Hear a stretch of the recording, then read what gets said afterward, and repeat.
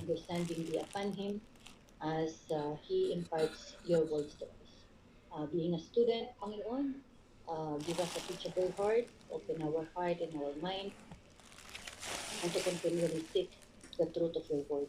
Thank you so much, Father. Um, we ask that you move upon us in the midst of us, and may we enjoy as we study and deepen in our faith, still, Lord, glorifying you in the midst of it. Thank you. This is our prayer in Jesus' name. Amen. Amen and amen. Apo, at medyo na-late po tayo. At sige po, tayo po magsisimula. We are now 8 in this Amen po. GC. Maaaring iba po hahabol po ito. Anyway, nag-message na po ako sa ating Facebook. At sabi ko, we will about to start. No? At before we start, while waiting for the others, no, I have 2 lessons na lang po. Ngayon po, at sa susunod yung last lessons po natin. So, I might suggest na magkaroon tayo ng survey. What is the next lesson that we should study? Yung bang priority? It might be also a continuation o maaaring backup yung mga tapos po ng theology or maaaring in continuation po ng hermeneutics. Ayun ang pinakano po doon. At pakiano lang po, magbibigay ako ng maraming subject. Maybe Pastora also, she has some idea kung ano po yung mga susunod na subject po natin na napaka urgent, no? Napaka timing ng ating pag-aaral na ito at kinakailangan taga sa panahon po natin. So I will suggest some topics, some lessons, then also Pastora will also do the suggestion, and the rest of us. No, it's an open invitation to all of us to post kung ano po yung mga subject po na gusto niyo matalakay po natin. Bah, nakakita ko ng mga BMW Peno kay Kuya Regan. So, yun po magiging ano po natin. Again, it is only 2 lessons. This lesson is the second to the last at magkakaroon tayo ng last. And of course, maaaring dagdagan ko pa no, bago matapos yung lessons, magdagdag pa tayo ng exercises. But definitely, in a few weeks po, we will make a new lesson po sa ating pag-aaral po ng Bible study. Ngayon, pakita po natin, now we almost done with the hermeneutics, and I do believe that some or most of the students here ay nakakatch up po paano po ginagamit yung hermeneutics. So ito po ang ating pong studies at hindi pa rin po tayo nawawala po dito. Hermeneutics, how to study the Bible, and of course ang ating pong Bible verse is 2 Timothy chapter 2 verse 15. Pinaulit-ulit ko na po yan. I hope wala po slide. Sorry po. Wala po lang slide. Sorry po. Because it's fading, that's why. Yan. Meron na Pastora? Yep. Meron na yan, okay, no? And I do believe the 2 Timothy chapter 2 verse 15, dahil paulit-ulit sinasabi, it will be a memorize na po yung, o iba po maaaring din memorize, maaaring tandaan na po nila yung 2 Timothy chapter 2 verse 15. Sabi ko nga po sa inyo, this is one of the very first verse na na-memorize ko po because of my personal experience po when I encounter a minister of the Jehovah Witnesses. Dito po ako nagkaroon po talaga ng kamalayan, 2 Timothy chapter 2 verse 15, at dito po namulat yung aking pong isipan to go further sa pag-aaral po, which now I'm sharing also with you para po magkaroon mo tayo ng challenge sa bawat isa po sa atin. Ito po yung table of content na tinapos po natin. Yan, nasa number 11 na po tayo. Yung last po, application po, but yung application through evaluation, no? Yung ating pong pinag-aralan. Sabi nga natin that in every application, ini-evaluate po natin yung degree ng importante, yung pong priority, what are the priorities. Sometimes kasi sa evaluation kasi dito nakukuha natin, normally the purpose of this method of evaluation in order to eliminate some of the, I'm not saying it's not important, but it is less important doon po sa Bible verse na yon, so that we can arrive or we can come out sa mga verses po na talaga po importante. That is the purpose of evaluation. At the same time, of course, yung applications dito sa magitan po ng evaluation. So lesson number 11, the same pa rin po application, but it is not evaluation anymore, but doing the word, no? We define, we interpret the Bible, we evaluate the Bible, then after all these things, no, it should be applied in ourselves. Kaya nga doing the word, no, it will not stop by merely interpreting correctly the Bible, but always come out yung application po sa bawat buhay po natin, which is yung evaluation, and the next nga po, yung doing the right word at yung actualizations na madadaanan din po natin sa ating pong lesson. But before we continue sa ating pong application o doing the word, the lesson 11, nagbigay po ako ng assignment. Si Kuya Asor, I saw Kuya Arnold there. Pagkikita ko po yung slide po niya, then let Kuya Arnold explain kung ano yung assignment po natin. I hope that I'm expecting that more than 3 or more than 2, no? Kasi nakaraan po si Kuya Arnold at si Kuya Deb nagpapalitan po. I hope na meron pong gumawa din, or it might be also the reason why yung iba po hindi naka-join sa atin, no? Sabi nga natin, practicing this kind of assignment, it is not beneficial for me, but it is beneficial for you. Sa inyo po yan. Kaya tayo nagbibigay po ng assignment in order for you to learn. As you can see, no, ino-notice lang po ninyo, yung assignment po natin, ang unang-unang, ang unang-unang target po dyan, as you can see, pinababasa po natin yung buong chapter. Yun ang kasi purpose po talaga nito. Matuto tayo magbasa ng buong chapter, which is very contextual, para po makapag-arrive tayo ng right interpretation. So kung hindi po natin gagawin yung assignment po natin, definitely, meaning hindi po nagbasa yung iba. Hindi po sila nag-read. No? Because if you don't read the whole chapter po ng assignment po natin, definitely, hindi po natin kayang sagutan yung table ng mga assignment po natin. So dito po ay tina-challenge ang bawat isa that every time that we have an assignment, we have to do it. Sabi nga sa inyo, it become part of your life. Pagkano po. Kasi po, itong assignment na ito, it is not only you that answer the assignment, but only me, but also me, no? Nag-answer din po ako ng ating assignment because that is also my practices. Though I already made some practices before, but continuing practice po, no, nagiging magandang attitude po yan, o magiging magandang habit po sa atin in order to become our way, no? Every time that we read the Bible verse, that will be our way to how to define and how to understand and interpret the Bible. So pakikita ko po, let Kuya Arnold explain yung kanya pong assignment, and I do believe also Kuya Dave, isi-share din po niya yan kung ano pa assignment po patungkol po dito. Ito po yung assignment po niya. Pakipaliwanag po Kuya Arnold. Okay po. Actually, i-share ko lang yung Acts 10, but I made the whole Acts 2 and Acts 19.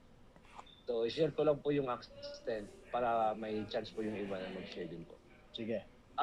Sa Acts 10, yung occasion na to is yung meeting ni Cornelius. Itong si Cornelius, he was an Italian, no? He's under Roman, a centurion, no, during that time. Very good. So, ito po yung pagkakatagpo nila. Si Peter, he was sent sa bahay po ni Cornelius. And who spoke, of course, yung sila pong dalawa, the conversation between them, mainly yung conversation nila, si Cornelius at saka si Peter. At kaninos to whom spoken, si Cornelius spoke to Peter, then Peter spoke to Cornelius, not only to Cornelius, because during that gathering, when Peter arrived at his house, nandun gather po yung pamilya ni Cornelius, yung mga relatives niya, yung close friends, which are yung mga Gentiles. And what was spoken, the first was Cornelius spoke to Peter about an angel, asked him to bring Peter to his home and to hear what Peter has to say. And as you can see, when Peter, as you will read the whole the chapter, when Peter arrived at his house, Cornelius fell at his feet in reverence. Parang wino-worship niya si Peter. And dito nakikita natin yung humility po ni Peter, and he said, he urged him to stand up and said, I am only a man myself. And second is that Peter spoke about God's impartiality. Because Peter told them that it is against their Jewish law or tradition to associate or visit a Gentile. Remember that this Cornelius, he was a believer, but a Gentile believer. So when Peter when Peter began telling them What? that it is true that God does not Mapi malo. show favoritism Bimal. but accepts from every nation the one who fears him Bimal? and does what is right. Because the Peter, in this Buwan Bimal. response, Cornelio told him that Okay, he okay. was generous. No, he's giving to the poor, and the Bimal. angel appeared to him and told him that your Ma offering, your good works, your Bimal is ha, being Bimal. appreciated, is Mapi being katmal. accepted by God.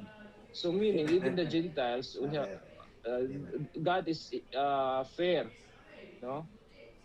So second, this Peter discussed that God anointed Jesus with the Holy Mm, Spirit. No, he recalled to them that through mm. Jesus' mighty works is an affirmation of God's anointing to Jesus. You been calling The already? works of You been Jesus, calling already? the Not yet? healing of the sick, the freeing of the bad spirits, these things. So he among and tell Sumos. them that he Bimal. among the Okay. disciples are witness to the life, Okay, so death, Bimal and ha? resurrection of Jesus. Not all people that it was only selected, chosen by Jesus that to witness his resurrection, his body, his ascension to heaven. Second is that he mentioned also that they were commanded by Jesus to preach and testify that God appointed him as to judge the living and the dead. And lastly, and those who believes in him, forgiveness of sins through his name. So you can see in the other supernatural elements, there was a man, an angel appeared to Cornelius, and when Peter he was in that place, he saw the heavens open and something like a great ship descending that contains four-footed animals, reptiles, and birds. Nakita po ni Peter, nag-open po yung heaven when we was about to pray, nandun po yung revelation ng ating Panginoon that these things, these animals, he said, Lord, kakainin ko ba itong mga to? Ano po yung ibig sabihin nito? But God revealed to him that those unclean things, if God made it, it's not already unclean, no? It's safe to say na yun po yung revelation ni Peter when yung nagkaroon silang conversation ni Cornelius na talagang yung ating Panginoon, binigyan siya ng revelation na pupunta siya doon sa bahay ng mga Gentiles. And lastly is the Holy Spirit came up Cornelius because when Peter began preaching, nandun po yung nagkaroon na po sila na nagkaroon po yung the Holy Spirit was with them, no? They mirrored yung during that yung the day of Pentecost, yung people surrounded, yung mga family and friends ni Cornelius na nandun sa lugar na yon, they received the Holy Spirit. And the purpose for me is that the story shows that the salvation and forgiveness of sins through Jesus Christ is available for everyone, regardless of ethnicity or nationality. And another purpose for me is the confirmation that the work of the Holy Spirit is not only for the Jews but also to the Gentiles. Maraming salamat po. Okay. At it's a complete explanation po, no? At talagang yung pong Acts 1 to 48, as you can see, hindi mo magagawa itong pattern na ito, this kind of a table, unless you read chapter 1 to verses 1 to 48 or the whole chapter 10. Na ayun ang pinakano po doon. This is the reason why the module is giving us an assignment in order for us to be in the essence of reading the whole chapter. Kasi normally kasi we are just reading few verses, no? But because of these things, I do believe Kuya Arnold, he read the whole chapter 10. And that is the reason why he itemized everything. So, very good po Kuya Arnold. At natutuwa po ako talaga po exactly mga pagkakasulat po ninyo rito sa descriptions, no? At pinuno po ninyo. Kung titingnan po natin ito, when you presented these things to me, no, without reading chapter 10, but of course, it is an encourage to everyone to read chapter 10. But because of this presentation, I already read the whole chapter 10 of Acts. Naintindihan mo na kasi ano doon na lahat eh.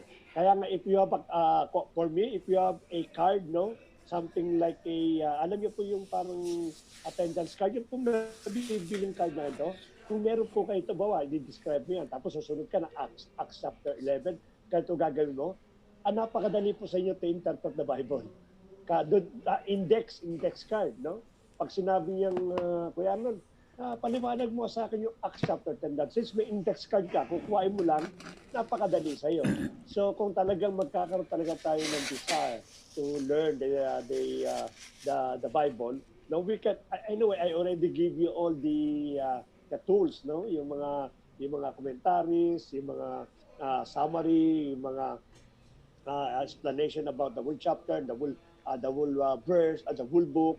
Diyan po yan, madali po ito magagawa ng ganito. And of course, reading it completely, yun ang sa talagang pinaka-key na method dito para maintindihan po natin ito. Again, kung gagawin po natin ng English card po ito, mas maging magdadali po yung pag-aaral po natin ng kada chapter o kada book po ng Bible po. Sino pa po may assignment?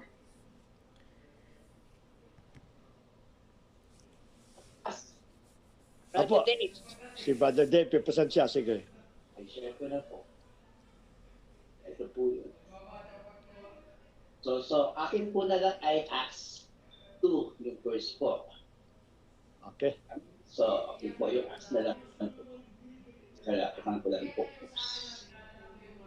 So, ang akin po ay occasion, Acts 2, 1:41.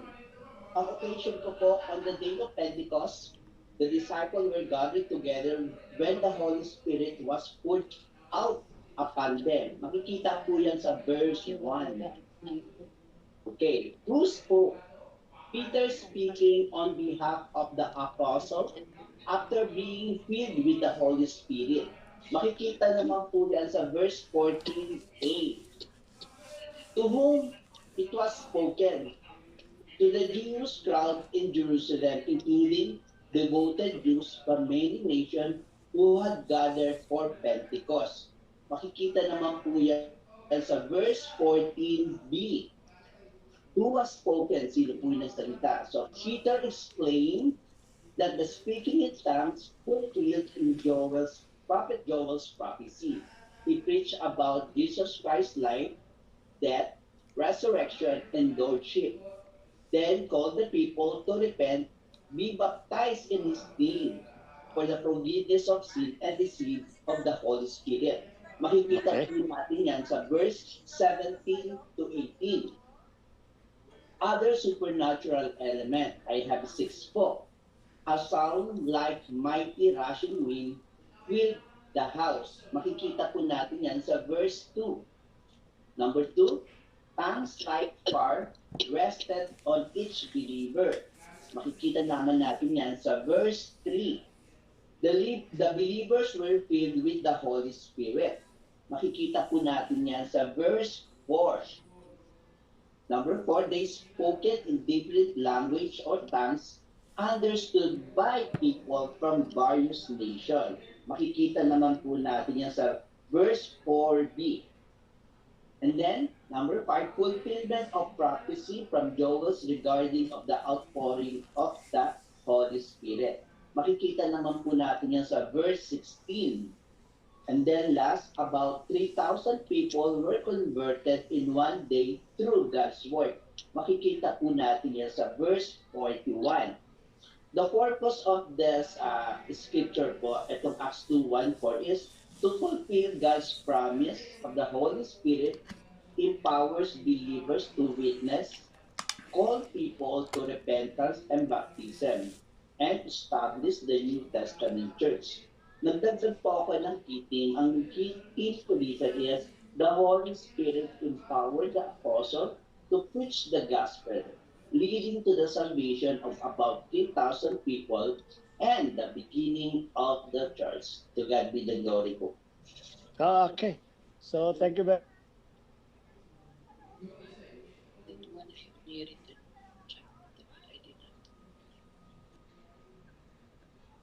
Wala. Daddy, wala kang volume.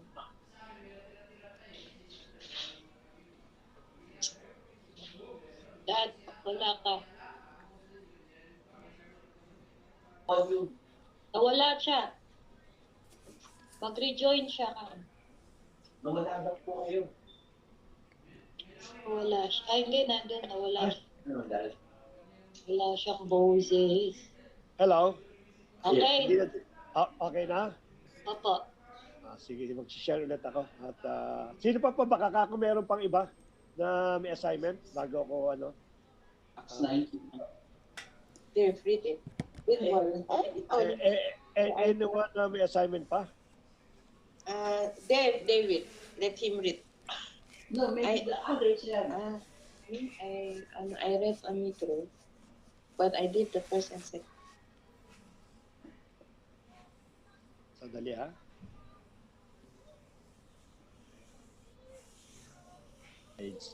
Babalik ko lang po yung slides na para makaano pa tayo.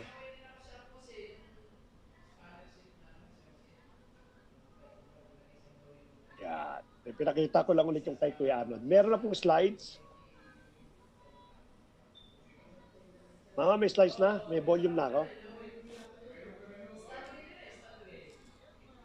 Hindi kita madinig. Hello? Nadidinig pa ako loud and clear? Meron. Okay. Sige. At actually, nung nag-present po si Kuya Dave at si Kuya Arnold, I got an idea na why not na bigyan natin assignment itong mga kapatid natin ito. Nagkatugawin nila na parang index card. No, simulan natin sa Book of Genesis, magkanya-kanya tayo Genesis chapter 1, Genesis chapter 2. At kung i-index po natin yan for the help ng Jesus na Great tayo, magkakaroon tayo ng library. It's so easy for us to study, no? Kung merong halimbawa, hindi naman ako available, hindi ka available si Pastora. Since that we have already access sa mga klaseng ganitong mga klase pa ng evaluations, now we can get it from our master list in order to understand. Nakita ko naman I don't think Kuya Arnold, ilang oras mo ginawa yung presentation mo? Dali lang hindi naman ganun katagal po pas as long as you read the whole chapter. See? Hindi naman. Okay. Kuya Dave, ikaw po, ilang maganda na isang araw? 3 days po. Itong tatlong to, mga 3 days. Kasi tatlo kasi, no? So nangangulugan kung isa lang po talaga, isang chapter lang, we can do it even less than a day. So kung gagawin po natin, kung meron po yung Genesis na, halimbawa, 35 chapter po yan, kung i-distribute po natin sa iba po at gagawin nila yung ganito, definitely napakaganda po ng magiging resulta po ng ating pag-aaral. At least, the product of being studied the hermeneutics, meron tayo nakuha talaga na napakapakinabang sa bawat sa atin. Before na mag-proceed po ako, at salamat po sa nag-present na dalawa. Meron pa po bang gustong mag-try na mag-present? Or shall we go on na? Present ko na po yung Acts 19 pa. Gusto niyo? Sige.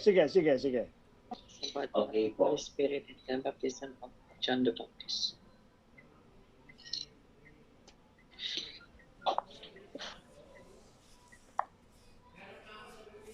Okay, Acts 19 po. So, Acts 19, 1 to 7. So, maiksi lang pa ito. Mabilis lang pa ito. Acts 19 ko nagawa. Ang occasion nito is while it's Paul. Paul, while ministering in Ephesus, Paul meet about 12 disciples. Hindi po ito yung disciples ni Jesus. Hindi po. Ibang disciple po yung pinag-natin dito. Who had received only John baptism. Makikita po natin yan sa Acts 19 verse 4. So who spoke? Si Paul po, or ang pangalan niya po ay Saul of Tarsus. To whom spoken? To the 12 disciples in Ephesus who had not yet heard about or received the Holy Spirit. And then, what was spoken? Paul explaining that John baptism pointed to faith in Christ Jesus. And the disciples were then baptized in the Holy Spirit po, in the name of the Lord Jesus. Makikita rin po natin yan sa verse 4. Tapos, other supernatural elements, meron po akong 4. Makikita sa verse 6, yung Paul laid his hands on the disciples. The Holy Spirit came upon them. Makikita po natin yan sa verse 6b. Third is they spoke in tongues and prophesied. Makikita po natin yan sa verse 6c. And then last is there were about 12 men who experienced the work of the Holy Spirit. Makikita po natin yan sa verse 7. And then, ang purpose po nito is to lead the disciples, these 12 disciples, to faith in Jesus Christ, baptize them in His name, and demonstrate their reception of the Holy Spirit. And then, ang aking key theme naman is Paul taught faith in Jesus Christ, and after the disciples were baptized in His name, they received the Holy Spirit with the evidence of speaking in tongues and prophesying. To God be the glory. Amen. Salamat po, Kuya Dave, at kinumpleto na po yung assignment po. At hindi nakakatawa po, no? At least meron tayong panibagong insight na nakuha po kay Kuya Arnold at kay Kuya Dave po. At I do believe that the other also will challenge. At hindi ko lang po alam. Wala po kasi nag-submit sa akin, si Kuya Arnold lang po. So I presume na ito lang po yung nakagawa po ng assignment. Si Kuya Arnold, si Gano po. No? Ulitin po natin. Yung ginawa... Tawagan kami gumawa kayo. Masyado Ginawa po ni Kuya Arnold at ni Kuya Dave ay by means of this kind of table, na-summarize po yung buong chapter. No? But meron lang po akong comment. No? For correction lang po doon sa nagawa po ng assignment. At maaari sigurong correction na rin sa mga nakapakinig po sa atin. So what is my correction? If you remember, these are the assignment that I gave it to you. No? Yan. Number 3. Nababasa, Mama? na. Nababasa? 3 parts. Pakibasa yung number 3. Ito yung assignment eh. Number 3, 3 parts of application. How valid is the translation? How objective am I? Hindi, number 3 lang. Number 3. Ito yung assignment eh. Practice evaluation, assignment. Speaking in tongues, it's mentioned only 3 times in the book of Acts. Make a chart related to the receiving of the Holy Spirit and speaking in tongues in Acts as follows. On. Actually, I don't know. Maybe siguro dahil sa excitement, no, dinipine yung buong chapter. But ang ating pong focus dito, yung pong receiving of the Holy Spirit. Ang sabi niya dito, make a chart related to the receiving of the Holy Spirit and speaking in tongues. Yung pong pinaka-ano po dito, yun ang pinaka... Sino gumawa nito? Sino to? Ako to, si Irene po yan. Yan, sige, ano mo nga? Ito. Yung description po natin, alin bang gusto mo? Sa Acts Kahit 19? ano yan. Kahit Sige, ano. sa Acts 19 na lang. Sige. Ayan. Saan ang location? Sa Ephesus. Anong occasion? Si Paul na-encounter niya yung disciples ni John the Baptist na hindi pa nakaka-receive ng Holy Spirit. Sino ang mga naka-receive ng Holy Spirit? Yung mga disciple ni John the Baptist. Who spoke in tongue? Itong mga Ephesians disciple after Paul laid hands on them. Sinong audience? Paul and those present in Ephesus. Nature of the tongue. Tongues are mentioned but not identified. Ibig sabihin, hindi po sinabi dito kung ito yung tongues na naintindihan or yung unknown tongues. Okay? Tapos may accompanied pa siya ng mga prophecy. Content of speech is speaking in tongues and prophesying. Interpretation needed, wala na po. Ano pa yung mga miraculous signs? The Holy Spirit came upon them after Paul had laid hands on them. How the Holy Spirit was received? After believing, being baptized in the name of Jesus, and Paul laying hands on them. Ano ang purpose po ng speaking in tongues? To confirm that John's disciples had now entered the fullness of Christian faith and received the Holy Spirit. Anong resulta? The disciples were incorporated into the Christian church and began ministering under the guidance of the Holy Spirit. Ayun po ang ating summary. So, bakit iba yung assignment mo sa iba yung ginawa sa assignment namin? Pero maganda, talagang resourceful.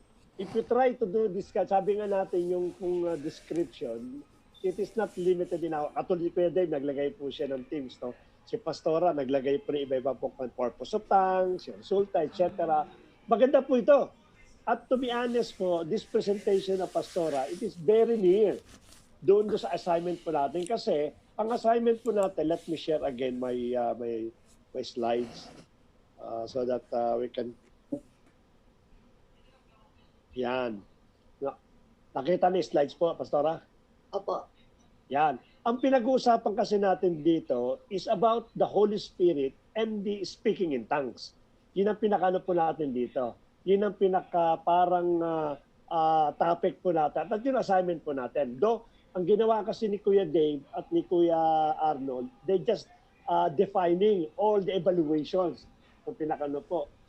May mga nabanggit na po about the speaking in tongues and the Holy Spirit, but some are not really related. Though, helpful po yan. Sabi nga sa inyo, if you make the index, napaka-helpful po yan. Yung ginawa po ni Pastora, for me, I will agree, it is all about the Holy Spirit and in speaking in tongues. Sabi dyan, make a chart related to the receiving of the Holy Spirit and speaking in tongues. No, yun ang pinakano po niyan. Then nagbigay po ako ng category at ang ginawa po ni Pastora, nagdagdag po siya ng marami. Ito lang yung aking description occasion, who spoke, whom spoken, what was spoken, other supernatural element, and purpose. At ang ginawa nga po ni Pastora, na madagdagan po dyan, at si Kuya Dave, nagdagdag pa nga ng team. Wala pong problema po doon, as I said, no? As many as description you need, the more that we are really itemizing or talagang hinihimay mo talaga. Talagang talagang minimeditate mo talaga yung buong chapter. Maganda po yung ganun po bagay. But since that we are now only focusing on the assignment, ito lang po sasagutan po natin. So again, ulitin po natin, you can be creative, you can be add more, but right now, this is the only assignment. And in order for us to be specifically answer about the Holy Spirit and in speaking in tongues, yung kasi ang pupunuan natin sa Acts 2, sa Acts 10, sa Acts 19. So gumawa po ako ng akin pong assignment. At ito po yung akin pong assignment, which is for me, it is a brief descriptions para lang po, magkaroon lang po ako ng evaluation. Kasi pag sinabi nating evaluation, naglalagay ka ng statement to evaluate. Yung iba naman yung ginawa ni Kuya Aaron, tatlong sample, they are not only evaluating, they are also explaining. In-explain na nila yung pinakano po ng meron sila evaluation, at the same time, dinifine na po nila. So for me, itong ginawa ko po. No? Yan. So, Acts chapter 2, verses 1 to 41. Anong occasion? That is the day of Pentecost. Yung occasion na yan. Yung day of the Pentecost, ito po 50 days after po nung unleavened bread. Dito po dumating yung banal na Spirit o the Holy Spirit. Kaya ang occasion po niyan, they are gathering because of the day of the Pentecost. Ang occasion. Sino po nagsalita? It is the Holy Spirit who spoke during that time. Siya po yung nagsalita at nagbigay talaga ng pananalita ng ibang tongues nga po. To whom is spoken. Bilanggit lang po dyan, to the men of Judea and in Jerusalem. There are specific people that really the Holy Spirit speaking. Though, nag-i-speak po siya maaaring by tongues, kasi by fire, sabi po doon, bumaba no? Sa men of Judea at sa Jerusalem. What was spoken? Other tongues or speaking in tongues ang ginamit po diyan. Kasi nga po, it is related po the Holy Spirit at related do sa speaking in tongues. Kaya po ano po sinabi, that speaking in tongues, they talking about different languages during that time. So ang pinakasinabi po diyan, what was spoken is the other tongue or speaking in tongues. Ano yung other supernatural elements? Iba po dyan, sabi binanggit siya, magpa-prophecy, magkakaroon ng vision, magkakaroon ng dreams, wonders. Ito sinabi nila yung mga kabataan, magkakaroon sila ng visions, yung mga kababae, lalaki, magkakaroon sila ng mga dreams. Ito po yung mga supernatural element. Nakakonektado po doon sa Holy Spirit.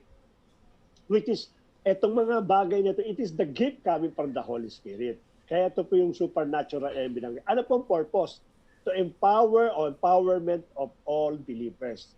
Ang pinakano po dyan. Makikita po natin sa last stage po ng verse na binabasa po natin between 40 to 41. Ang purpose daw po ng Holy Spirit, the purpose daw po ng speaking in tongues, in order to empower believers. At totoo nga po nangyari po yun. Because after the day of the Pentecost, after they were baptized by the Holy Spirit, the Peter began to preach the gospel. At ilan tumanggap po doon? 5,000 po tumanggap. Means that is empowerment. Yun ang pinaka-purpose po ng Acts chapter 2, verses 1 to 41. Again, sasabihin nga po natin, hindi po sinasabing mali ang ginawa sa kabila, but it so happen lamang po na-generalize yung ginawa po nung tatlo. Kay Pastora po, agree po ako na medyo related po yan sa Holy Spirit at sa speaking in tongues. Yung Acts chapter 2, Pastor, ano po yung 1 to 48? No? Ano yung occasion dyan? Ito yung kay Cornelius vision. Yan ang occasion kasi nakita ni Cornelius na meron siyang, ano ba yung vision niya dyan, Mama? Yung Pentecost. yung kumot. Hindi kumot. Kumot yun. Nilaglag sa apat na corners. Ay, Nalaglag po, yung nakita niya, yung parang dito, parang mat ang bilanggit mo. Yun nakita ni Cornelius. Ayan ang occasion po dito because Cornelius has a dream at nakita niya po to. Ito yung kanyang occasion during that time. Sino po nagsalita? Ang nagsalita po yung angel of God. Kasi sabi nga natin, marami nagsalita po sa Acts chapter 10. But since it is related to the speaking in tongues and the Holy Spirit, so it is the angel of God who expound everything. Sabi niya, kunin mo si Peter, then Peter will explain everything to you. It is the angel of God who spoke on that Acts chapter 10. No? To whom spoken? Cornelius and the Gentiles. Sino ba kinakausap? Sapagkat later on, when Peter came to Cornelius, ang kinausap niya si Cornelius at yung Gentiles. Kasi po sabi nga ni Kuya Arnold, si Cornelius po, isa po itong, may katungkulan po yan eh. Sa siya pong... Centurion pass. Centurion, Roman thank you very centurion. much. Apo. Centurion siya. Ayan ang pinakano po niyan. Kaya kasama po ni Cornelius ay mga Gentiles. Kaya sa kanila po nagsalita si Peter, sa kay Cornelius, at sa mga Gentiles at sa mga kasapi at kasambahay po ni Cornelius. Ano naman po sinabi? The gospel for all. Ang pinakano po dyan. At I do believe, sinabi din nila Kuya Arnold at Kuya David ito. Kaya lang po, because it is already narrated and it's also in a statement, kaya in-itemize nila. Pero kung titignan po natin, ang pinaka-total po niya, the gospel for all. Yun ang dineclare po ni Peter. The gospel is not no longer for the Jew. It is also for the Gentiles. Yun ang binanggit po dito. Ano yung supernatural element? Gentiles can now also speak in tongues. Ito yung supernatural element. It is not restricted anymore for the Jew, but even Gentiles. Naranasan po ng mga hintil po yan. When Peter baptized him in the Holy Spirit. Ano pong purpose? Ang purpose po ng speaking in tongues so dito, hindi po empowerment, but salvation to everyone, which is bilanggit po ni Kuya Arnold. Sa kanya pong salvation to everyone. Yun ang purpose po ng speaking in tongues at ng Holy Spirit. Pagdating naman sa Acts 19 verses 1 to 7, ano naman po ito? Anong occasion to? This is Paul missionary journey to Ephesus. Bilang kita po ni Pastora po ito. Yan ang occasion niya, yung kanyang missionary po. No? Sino nagsasalita? Si Pablo nagsasalita dito. No? He is the one that introducing the Holy Spirit. To whom spoken some disciples in Ephesus. Hindi naman sinabing to all disciples, but some disciples. Because Paul, the purpose of this journey to empower those some disciples in order also some disciples to receive the Holy Spirit, they can also empower other disciples. Kaya yung pong inabutan po ni Peter po, ni Paul dito, that dito niya ipinangaral at sinabi nga po yung Holy Spirit at the baptism of the Holy Spirit. What was spoken, it is baptism in Holy Spirit.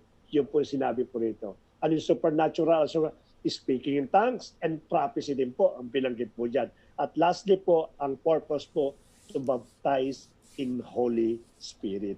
Yun ang pinaka-purpose po nito. Ganito ginagawa yung practice of evaluation. But of course, sabi ko nga sa inyo, you can do also that kind of evaluation na in-itemize po nila kay Pastora. Ganun din po pagkakabanggit ng mga ano po yan. Mas maganda po yun. Kaya nagkaroon ako ng idea why not nagawin po natin ito.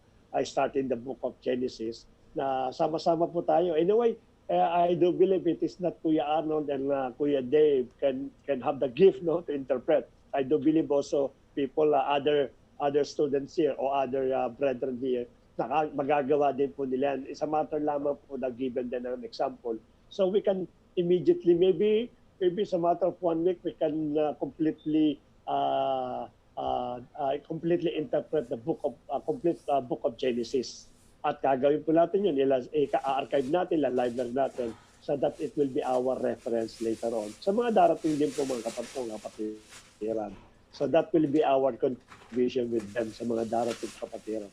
So ganito po yung practice po ng evaluations at pwede nga rin po yung katulad ng binigay ko sa iba nagpresenta, depende po yan sa hiningi po nating assignment. So let us proceed. I hope naging malinaw po ito. Ang ating pong topic, lesson 11, it's about the application of doing the right word. Yan po ngayon ang ating pong pag-aaralan. Again, una po application, evaluation po. Ito naman doing the right word. Let us proceed. Application, doing the right word or doing the word. In application, you are asking the question, what is the Bible saying to me? Now, you are personalizing the Bible. No? Sabi nga natin na may mga Bible verse na hermeneutics, we can define it contextually, but katulad ng method natin, we will separate contextually and also the applications. Now, living what is the character of God, we can apply also the verse. Kaya pag nabasa pa tayo, what is the Bible saying to me? What do this Bible truth means to me? If studying the Bible is not changing your life and making you a more Christ-like Christian and zealous worker, there is something wrong. So this is the main purpose of hermeneutics o yung Bible study po natin. Kaya nagiging personal po ito. Ano pa sinasabi ng Bible? What is the message that I could learn from these verses? So ito na po yung doing the word, no? Application, applying the Bible to your own life. Sa James chapter 1 verse 22, but be doers of the word and not hearers only, deceiving yourself. Sabi nga, walk the talk.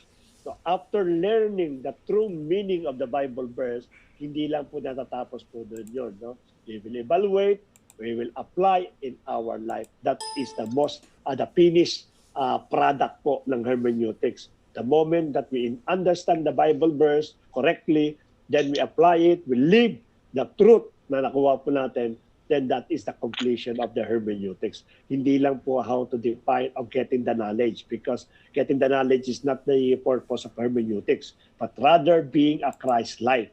Kaya nga meron tayong doing the word, no? To help you apply the Bible to your own life, a set of appropriate questions can be made up for each Bible book you study. The question might differ from an Old Testament historical book, an Old Testament prophetic book, a gospel, and epistle. Depende po sa ating pong binabasa upang malaman po natin kung ano po yung pong purpose ng Bible verse o Bible book na nababasa po natin. Tuloy po natin. The following are helpful questions. Ito yung mga helpful questions na po. Marami po ito, no? But of course, you can do your own questions, but I will give you some basic and most questions when we are reading the Bible. No? Regarding belief or faith, yung belief or faith natin, what is in this chapter am I to believe about God? When I read this whole chapter, I read this whole verse, or I read the whole book, no? Ano yung gustong ano ng Diyos na paniwalaan ko? What am I to believe about God? Christ, the Holy Spirit, sin, grace, Satan, heaven, hell, etc. Basta po ano yung sinasabi ng chapter sa akin o ng book sa akin na dapat kong paniwalaan sa Diyos, sa ating Panginoon sa Kristo, sa kaaway, no? Sa grace, sa law, and so on and so forth. Marami po yan. Yan dapat po, it concern about your faith. Kasi po, ang pagbabasa po ng Bible, when you are reading the Bible, when you are reading the Bible verse, when you are reading a book, no, it pertains about your faith. Sabi nga ng ating kapatid, no, faith cometh by hearing and hearing by the word of God. No? Na lumalalim pananampalataya po natin because of hearing or reading the word of God. So what kind of faith that I should get from these things? Ano yung mga bagay din dapat ko pang pansinin? Katulad halimbawa ng enemy po natin, no, ng grace and etc. Second, the attitude. No? Anong klaseng attitude? Are there attitude that I should change? Meron ba akong dapat baguhin? New attitude I should develop? Are there suggestions for changing negative attitudes? What is thought about such emotion as fear, worry, anxiety, resentment, jealousy, and etc.? Alam niyo po, when you're reading the Bible, I remember, no, before pakita ko po yung pangatlo na helpful questions po. One of our pastor before, I don't know if Pastor Irene still remember, ang sabi niya, he is not worrying anymore. Kasi sabi ng ating Panginoon, do not be worry. No?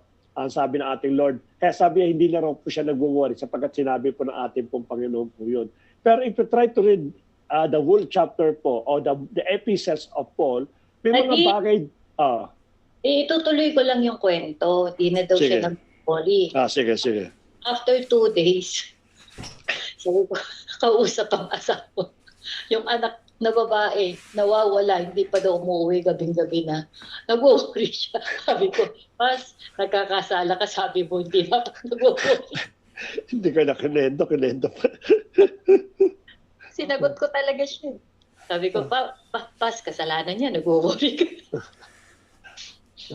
Okay. Yan pa yan. Okay, maliwanag po yun. God is teaching us. Of course, worry is part of our life. Meron pa tayong worry po talaga. Yun lang sabi ko. Kanina nga lang po, sabi ko, nagalit ako kay Erin because Pastora is going home with riding with someone, no, or maybe by taxi or any means na makakaunt po siya. Ay normally po, tinatanong siya, did you ride any sa kasamaan mo? Or someone na sumakay ka ba ng taxi or anong ginamit mode of transportation? If Pastora never answer me po so many calls, no? Of course, hindi worry ko, baka rin nag-taxi to, di ko alam, baka nag-Uber, tapos suddenly yung palang driver, salbahe. No? Because you went maganda. This is the reason why I'm calling her. No, just to make sure na nasa proper nga siya ng mode of transportation. So worry po doon po yun. Kaya nga sabi nga natin, when you are reading the Bible verse, what kind of attitude should I be invested? Should I be learned? No? Una-una yung belief natin, pangalawa yung faith natin, pangalawa yung klase ng attitude. Ano magiging attitude natin dito? Meron siya sinasabi rito that which I should change. No? Ang tanong doon ay, ikaw ba'y magbabago? Meron siya sinasabing pawang katotohanan, which is somehow, nung against ka sa katotohanan na yun. No? Kaya nga, when you are reading the Bible, from the beginning, sinabi na po natin, we should empty ourselves, yung ating mind, yung ating heart. Wala kang pre-definitions, no? Na, ito alam ko na yan, pag binasa ka ito na yan, ito talaga meaning yan. Hindi dapat gan, dapat empty. Sapagkat tinuturo nga yung attitude natin and even our mentality, tinuturoan po tayo. Kaya mahalaga po itong mga questions na ito na dapat natin pag-aralan. Ano yung klaseng kasalanan? Are there sins mentioned here which I should confess and forsake? Ngayon po, sa panahon natin ngayon, napakakaning na po ng kaaway. Ayun pong obvious na sin before, mga lumang mga 80s and 90s, ngayon po, dina-justify na po yan. Kaya dapat po, pag sinabi natin, simple nga, pag-usapan namin yung same-sex marriage, diba? This time, ginagamit nila yung love. Even it already adopted in other churches. It is body of Christ. No? They already conducting a same-sex marriage. Why? Because God is love. God can understand us. The most important here that yung lalaki sa lalaki, they have a strong emotion to each other. Yun ang dapat nating respetuhin. Yun ang kanilang katwiran. If you try to listen their reasoning, talaga naman tama ka nga, no? But if you don't know the Bible, definitely, you will agree with them. But since you are reading the Bible and you are trying to understand what kind of sin that God wanted me to avoid, makikita po natin po yun o ipaforsake po natin. Are there any errors to avoid? Yung mga even errors lang, yung mga hindi naman siya nakita natin kasalanan, parang errors sa bawa. Nabasa po ninyo that doing what is good, it's also sin. Kundi natin yung mga magandang bagay which we are not doing it, therefore we are committing sin. So that is an error in our life. So dapat ikino-correct po natin yan. Dapat po natutuwid po tayo. Are there sins for which I should make restitution? Dapat ko bang i-amend? No? Did I offend my brothers and sisters? Ang sabi daw po doon, if I offended my brother and sister unknowingly, so I committed sins. Ang sabi po doon, nabasa mo, then suddenly, oops, kahapon yata, I offended Sister Dorothy. It seems that I hurt her feeling. So I have to amend yung restitution po doon. So dapat ganito yung pagbabasa po ng Bible. May mga questions po natin. Yung actions po natin, are there responsibilities and duties I should undertake? May mga responsibility ba ako? So alam na po natin, pag may mga action po required, sometimes, if tayo, what command is to be obeyed? Ito yung mga questions na dapat natin tinatanong. Tapang sa ganun malaman po natin. Ano pa po? Tuloy po natin. and examples, no? Are the examples here to be followed? Avoid and why? Kasi po, pag may binigay po example, basta sinabi na example, sinabi sa Bible, I have to follow these things. Kinakailangan po, may mga bagay tayong susundin, may mga bagay tayong i-avoid. At bakit natin isunod, bakit natin siya i-avoid. Regarding relationships, no? What this passage teach me about my relationship to God? O to others, yung relationship ko. Ako ba ay nagiging good example to the Church of Jesus the Great I Am? So, sa sarili ko, nagiging mabuting example ba ang sarili ko? No? Baka naman napakagaling kong magbigay ng tulong sa aking mga kapatiran, no? But I'm very poor in helping my own family. Something wrong. No? Yung relationship natin, no? You have a good relationship with your brethren, but you have a broken relationship to your family because you neglect them. No? Yan ang pinakano po doon. Dapat inaayos po natin po yan. Regarding challenge, which verses strengthen or challenge or comforted my heart? Why and how? Mga challenging po yan. Tapos, regarding good news and promises, no? What is the best verse to use with unbelievers? To encourage others to memorize and why? Ito yung mga dapat po na question po natin upang natutunan po natin.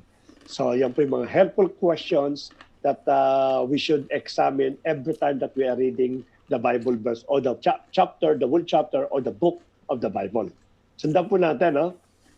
Mag-exercise po ka. I will answer it, but later I have another exercise. Number 2, you will help me to answer exercise number 2. As a practice, no, it is an open participation. I expected that some people will answer so that we can really practice itong klase po na ito. Ano po yung exercise natin? James chapter 1, verse 22 to 25. I will, pakibasa mama. Mas matino magbasa to si mama. But be doers of the word and not hearers only, deceiving yourselves. For if anyone is hearers of the word and not a doer, he is like a man who looks intently at his natural face in a mirror. For he looks at himself and goes away, and at once forgets what he was like. But the one who looks into the perfect law, the law of liberty, and perseveres, being no hearers who forgets, but a doer who acts, he will be blessed in his doing. Yan. Alam na, kilala po natin yan. When we talk about the book of James, it is full of action yan. It is full of testimony. No? Hindi lang pananampalatayang dinidiktik ni James dito. Even yung ating good works. Ay na pinakano po niyan. Faith plus good works ang pinakapano po niyan. So if I read James chapter 1 verses 22 to 25, which is yung pong ating suggested na mga questions. My first questions in life is, what is the truth of James 1:22 verse 25? No? Ito, nag-isat na po tayo. No? Sabi nga natin, lalagyan natin ng truth para malaman po natin, ma-evaluate po natin. At the same time, after ma-evaluate po natin, we do it in ourselves. We practice. Kaya nga, doing the word. No? Yun ang ating topic ngayon. Ano bang truth dito? Ang truth po dito, it is God's word is an absolute truth that liberates believer. When you try to read James 1:22 to 25, ito po yan. Yung pong absolute truth ng katotohanan po. Kaya nga sabi ko rito, huwag mo na makalimutan ang Word of God, no? It is very important for you. That is your mirror. Huwag tayo magkaroon po ng na kung saan titingin ka, kalimutan mo sarili mo. It means that you never become important sa Word of God. Kaya importante po ang katotohanan, makukuha po natin that God's Word is an absolute truth that liberates believer. Ano naman po yung attitude na pwede kong kuhain po dito, no? Approach Scripture with open heart, be a doer, not a hearers only. Maliwanag po yan, no? Sabi ko kanina, be a doer, not a hearers only. Maliwanag po doon. Sabi niya, for he looks at himself and goes away at once, forget what he was like. Umarap daw sa mirror, nung tumalikod daw sa mirror, nakalimutan niya na yung kanya pong sarili. Alam niyo yung attitude po natin every Friday. May singit ko lang po, no? Para po magkaroon tayo ng konting discussions. No, every Friday po, baka naman marami lang sa atin ng hearers lang, hindi tayo doer. No? Nakikinig lang po tayo that after po na mapakinggan po natin, after, sabi nga ni Kuya Manny minsan, no, paglabas daw to, sa kainan lang daw po, makikita na kagad, parang nalimutan nyo na yung mga word of God na napakinggan ninyo. No? Parang it seems that it comes from your right ears, that immediately goes out in your left ear. So wala pong natira, wala pong na-retain. No, kaya nga dapat gawin po natin, pag pumasok sa right hand po natin, what is next na gawin po natin? Sino pwede mag-guess? When the word of God comes in the right ear, what is your next step? Action. ng kabilang tainga. Para yung Very good. Close the Pasok sa left puso. ear so that it will not come. Kung hindi siya makakalabas, it will go straight to your heart. Yun ang pinakano po dyan. So attitude is very important, no? Ang pinakano ito. Ano pa po mga question po dito? Ano makakuha natin sa James chapter 1 to 22? Sin to avoid, no? Ano ba yung sin to avoid po natin po dito? Mental agreement is to must obey the word of God. Never disregard the truth. Tama nga naman. Nagsasalita si pastor, si pastor nag-message siya, tama si pastora, amen pastora, amen pastora. But that's not mean, may pumapalakpak pa daw, no? Meron pa nga minsan naluluwa-luwa ng konti. That is mental agreement. Kung mental agreement po, okay po yun.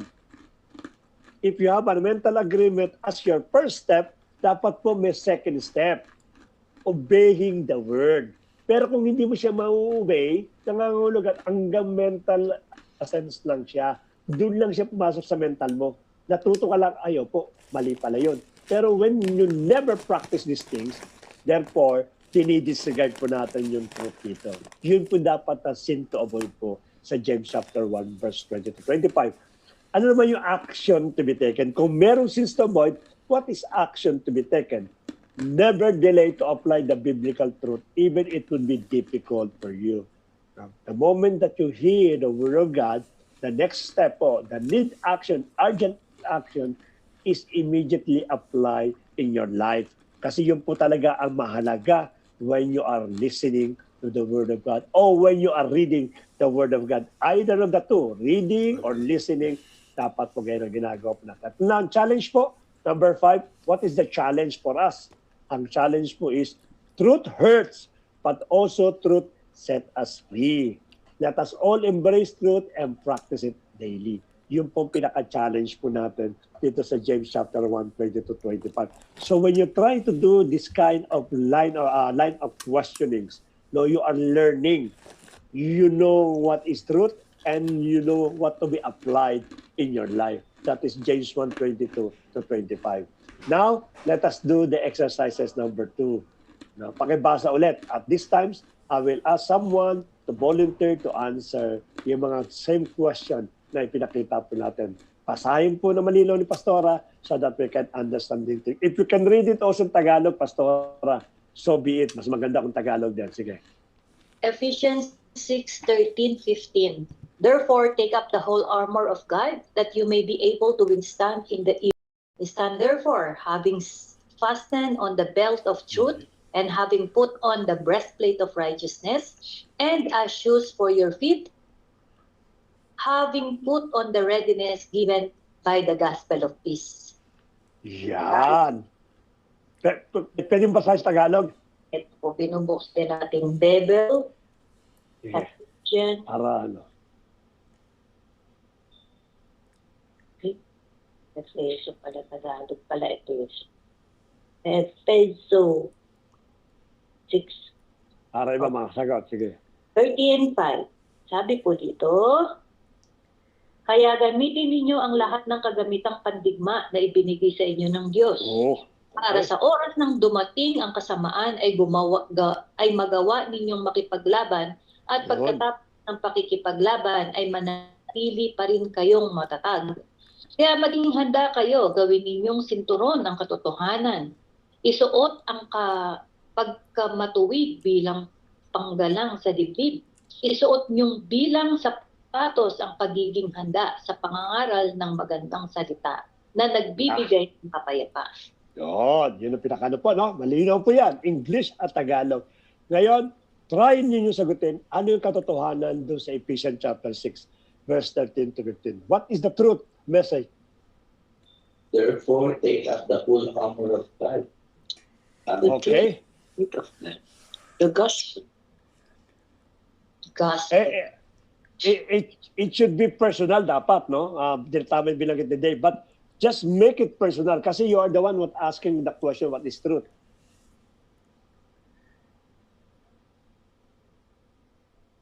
Sige, try po. Wala namang mali dyan. The gospel, Okay? the gospel should be our armor, and the gospel should be our should be our stand in during the time of the evil day. Mhm. And the gospel should be we should stand firm on the gospel, and we should always fasten on the belt means we have to always check the gospel, stand for it because it is the truth. And Breastplate of righteousness. breastplate of righteousness, it's like breastplate is like the shield of our chest, of the righteousness. It is like a shield of our righteousness. So wherever we go, we should always put the gospel on our chest, which is our heart, which leads us into the righteousness.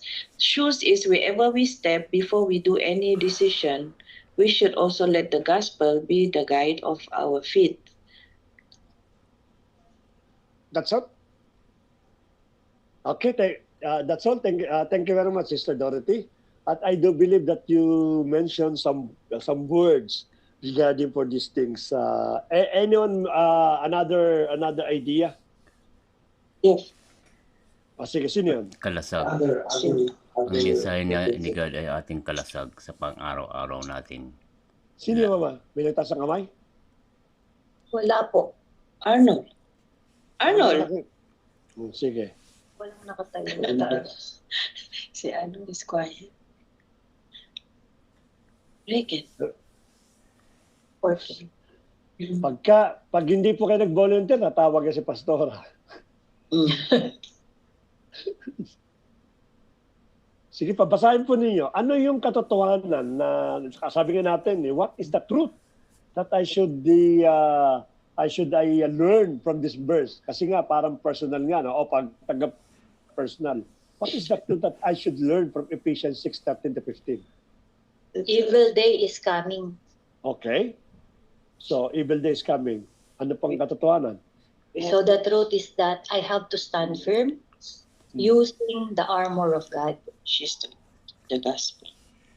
Yun. So, Lapit na po yun. Kumbaga pala, we must be ready to face the evil day, ready, stand firm by taking up the whole armor of God. And the whole armor of God is the system, that's the truth, that is our protection. When we know the word of God, it serves as the belt of truth, which is yun nga po, fasten it on our belt. Tapos yung breastplate of righteousness. You would never know that you are righteous unless you know the word of God. Understand what Jesus has done. At shoes of yung readiness ng gospel of peace. So yun po ito. Sinabi na. So, yung truth na sinasabi po dito, sabi nga natin, let us always ay strong, no, para talagang mag-stand natin po pinakano. For me, I do understand because it is ang tawag dito, walang preparation no? Pinakita ko lang sa inyo, assignment, kaya definitely, kung ano lang po ilalabas sa pinakano po yun. But since I have the free time, no? Nabasa ko po ito. Kaya medyo somehow nakapili po ako ng mga words. Ito po yung katotohanan about Ephesians chapter 6 verse 13 to 15, no? God completely equipped His people, leaving them with complete authority over any demonic entity. Itong katotohanan po ng Ephesians chapter 6, na because we are talking about the evil spirit, we're talking about the principalities of the air, authority, no? Ang pinakano po dito. So it's very clear sa Ephesians 6:13 to 15. If I read these things, no, I have a confidence that God equipped His people, that I can trample any scorpion, that I can even cast them out, that I can even destroy them by the power of the name of the Lord Jesus Christ. Sa pamamagitan po ng armor po nito. Ito po yung katotohanan na ipinalabas po ni Pablo po dito. Okay? So yun po yan. Ano naman po yung attitude na dapat natin gawin? If we have the truth, something like this, ano magiging attitude po natin? Stand firm. Stand. Okay, ano po yun? Steadfast. Stand firm. Stand Stand firm firm. nga. Stand firm. Okay? Stand my belt means be ready all the time. Ooh, very good. That is any other nakakita. Actually, I have the same answer with that Sister Dorothy. Stand But fast. anyone can try to answer different way. Stand fast. Stand pass, oh. Yes. O, maaaring stand pass siguro sabi niya, no? O, stand But pass. then- Sabi po ng pinaka Be ready all stand the firm. time. Be ready all the time. Yun, be ready. Si Kuya Manny po ata. Ano, let us explore yung ating pong verse. Sino pa po? Be brave and confident. Yan. Iyan po So, magiging that, Sister... iyan po magiging topic John, ko sa Mary. next splitsing. Kuya Okay, John, sige. po. Preaching. Sige. Nasabi na po ni Sister Dorothy, be brave. Be brave Okay. po and be vigilant. Muho. So, since nabanggit Yan yung na po papas- ni... So, banggit na Kuya Jomel, nabanggit na po ni Sister Dorothy, nabanggit na rin ano, pakita ko na po. Ano. Parang-pareho riyan. We must always ready and vigilant for the weapon of the enemy, because anytime they can attack us. Don't think that since that you have the full armor of God, don't think that the enemy will not try to attack you. Hindi po totoo po 'yon, no? Kaya nga lagi pinapasuot sa atin yung Kalasag ng kapangyarihan. yung ating full armor of God. Kasi alam niya, in every day of our life, the enemy is trying to target us. Tina-target po tayo yan eh. Kaya minsan po, pag nakalimutan po niyo yung helmet of salvation, oops, wala siyang helmet, I can throw my arrow sa kanya pong ulo, o wala siyang breastplate of righteousness. Sometimes nalilimutan po natin ito, I can aim the breast, no? Wala siyang yung fifth, kasi sabi po doon, readiness to preach the gospel of God. Ito po yung mga bagay na dapat po natin. Kaya lagi tayong maging vigilant. Sabi nga ng ating kapatid, and because the enemy can always attack us. Ang sabi nga ng pastora, ang kaaway daw natin is like what? A roaring lion. Yan, a roaring lion. To whom, Always ready. Seeking, To whom he will devour. yan. Naghahanap lagi eh. Kaya nga pag lumabas ka, if you have lacking of your full armor, nakita ka na ng enemy. Paglabas mo pa lang sa pinto. Kaya itong dapat maging attitude po natin. Always ready and vigilant. Next po, what are the sins to avoid? Slothful. Slothful, okay. Ano pa po? Careless. Carelessness, okay, very good. Carefree. Doubtful. Careless. Yung Not firm means lukewarm. Lukewarm daw. lukewarm. Yeah. Because When we then talk, firm is, sige. but if lukewarm, it's not firm. He can be cold, he can be hot. Very good, lukewarm. Sa security, Mama, what is the word that mortal sin for the security?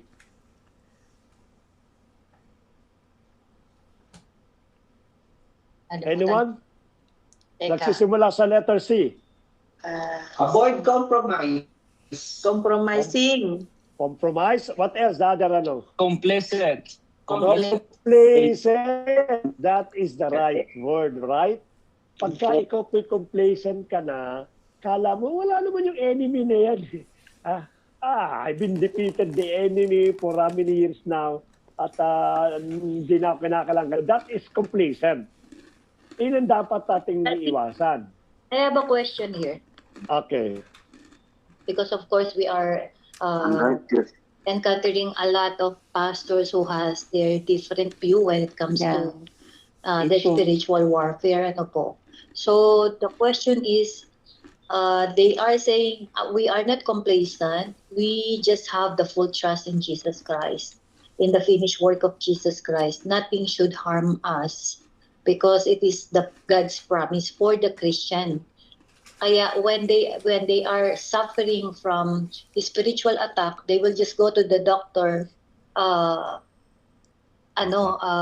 They are accepting it as a depression or mental illnesses or normal na sicknesses. But then, if you are going to look at it, tayong mga spiritual na, we know the spiritual warfare, we don't look at it like that. Ito yung gawa ng kaaway. So, paano mo masasabi ngayon na you are complacent or you are just operating in faith? You asking who? Ikaw. Isak. Alam niyo, misa kasi, may mga tao kasi, because of the hyper faith, kaya minsan nagkakaroon tayo ng pagpupula, no? People thinking that we are hyper faith, no? Yung mga taong nagpa-practice ng pananampalataya na talaga namang completely by the authority given to us, which is a lot of supporting verses. It is really indeed that we have the full authority over any evil spirit. Wala pong exempted po yun, no? And we can also command about the healing and deliverance. Ang yan ang ministry din natin po yan eh. But people, because of being complacent, no? At because of the some interpretation, they believe that it is not no more. No, it is not necessary anymore to practice because we have already the Lord Jesus Christ. No, the Lord Jesus Christ is enough for us in order to defeat completely the enemy. So saying that, it is absolutely correct. We will agree. But the problem is how you practice of being with the Lord Jesus Christ. That is the main questions, no? Kasi pag sinabi natin you have the Lord Jesus Christ, I have the Lord Jesus Christ. The problem is how you practice your authority. Because God Himself, the Lord Jesus Himself, promised us to practice our authority. He never tell us, I give you the authority, keep it with you, because that will be your weapon to destroy the enemy. It's not to keep, but to practice your authority. Kaya nga sinugo yun eh. Di sana man lang, hindi na sana sinugo yung 70 disciples in order to cast out and to liberate people. Kung yun lang palang pang-aanin po natin. So there's something wrong about the interpretations. Even people that is going to the hospital, I don't have any problem with that. But sometimes, being so much dependent doon sa hospital at sa mga nawawala ni authority ng ating Panginoon regarding po doon sa mga sicknesses at sa mga healing na gagawin po ng ating pong Panginoon. We never disregard, we never avoid, we never tell to our brethren na huwag kayo magpa-hospital. No, we will not never that. Because we believe that even the doctors already prepared by God in our health, in our assistance sa paggaan natin ng ating pong health. But definitely at the end of the day, we should acknowledge that God is the one that healing us. Yun ang pinakadapat po natin. So, paano yun yung iba? Are they operating in faith or in foolishness? Foolishness? Oh, kasi di ba sinasabi ko nga na naniniwala tayo na even we are Christian, katulad nito, that's why we have to wear the full armor of God, no? Ready tayo palagi kasi yung kaaway natin, ready din siya anytime na meron siyang chance to devour us. Pero yung iba nga, ang sabi nila, the enemy cannot touch us kung nandoon yung faith. So, ang tanong ko kanina, anong masasabi mo? Sila ba'y nag-ooperate sa full faith or sa ignorance? O kung hindi faith, ano yun? Foolishness? Hindi. They're operating in a partial faith. Partial. They believe in the power of the Lord Jesus Christ. That's fine. But as I said before, are you practicing your authority? Kasi kung ang gagawin po natin is that they are not practicing the authority, I don't think that they fully understand what is the Bible teaches us pinakandun. Kaya nga merong armor of God eh. Yan ang pinaka-ano po doon. For me, it is not a they are operating on the faith, in faith, but the problem it is not a full faith talaga ang pinaka-ano po doon. Science. Ayun ang problema dyan. And lot of people, lot of Christians, they're doing these things. May compromise yung kanilang pananampalataya. Okay. Kasi di po ba yung iba naniniwala, ang tunay na Kristiyano ay hindi na dapat Napoposes. napoposes Um, or na dapat nadodominate ng kaaway, di ba? mm, Walang Kristiyanong nadidepress. Ayan, naririnig natin yan doon sa dating kilala natin. Nakasalanan na mag-worry. Tapos siya worry. Mismo po siya kasi may kapatiran kami noon na talagang depressed. Bago pa lang naman kami ni Pastor Bernard sa simbahan na yon that time. Talaga pong ayaw nang pumasok sa work nung asawang babae kasi nga napapansagan na siyang tileleng. So, ang sabi niya, wala daw Kristiyanong na depressed. yes. Mm. Kasi ang faith niya, wala na. Hindi na mangyayari sa Kristiyano yun. Paano mo? Kaya sabi ko siya, paano ngayon yan? Sabi ko, ibig sabihin, yang si ate na matagal nyo nang kasama dito, hindi siya tunay na Kristiyano kasi na-depress siya. O hindi po siya makasagot sa akin. Mm. So, yun po yung sinasabi natin, no? Oh, grabe. Kasi nga po, ayan. Kaya meron pong reminder dito. Si Paul sa Ephesians na maging ready po tayo palagi. Always wear the full. Kasi sabi dito, our battle is not against flesh and blood. Ang sabi, di ba? The principalities, rulers, and forces in the air. Ayun po. Bago po umabot dito. Okay. So what are the sin to avoid naman dito sa ating Ephesians chapter 6 verse 13 to 14? Na kanina, complacency. Complacency yan. No nga pala, tama. Yes. Okay. Never entertain the device of the enemy and close all doors that they can establish that foothold. Never Yun. entertain. Kasi pag nag-entertain ka niya, di ba sinabi mo, yung katulad ng, alam niyo po ba yung depression? It is not an immediate or instant depression po yan or depressed. No? Unti-unti po yan. The problem, the more you entertain your sadness, your worriness, your loneliness, ay mga sinasabi na the more you entertain, the more you become more na nagiging malungkot. And it will arrive into depressions. Kaya never po natin... Sad ka na nga, nagpatugtog ka pa ng sad song. Tama. Nanood ka pa na nakakaiyak. Ikaw mismo, pinipid mo yung sarili mo ng sadness. O kaya, diba? Yan ang po niyan. Kaya mag-close ka agad tayo ng door, no? Immediately close the door that will be open to us. Kaya nga nung kailan binanggit natin, di ba? You better close out the door that you're trying, again and again, you're trying to open. Ang pinakano po dyan. So, yung po yung mga sin to avoid. Action to be taken naman. Ano may action to be taken? Always wear. Yan, no? Ibig sabihin naman yan, practice the whole armor of God in our daily life. Prevention is better than cure. Yun ang pinakano po dyan. Practice yung natin, always wear. Ang pinakano po dyan. Especially yung ating may bilanggit ito, righteousness, no? In breastplate of righteousness. Dapat nakikita po sa atin po yan. Ano naman po ang challenge?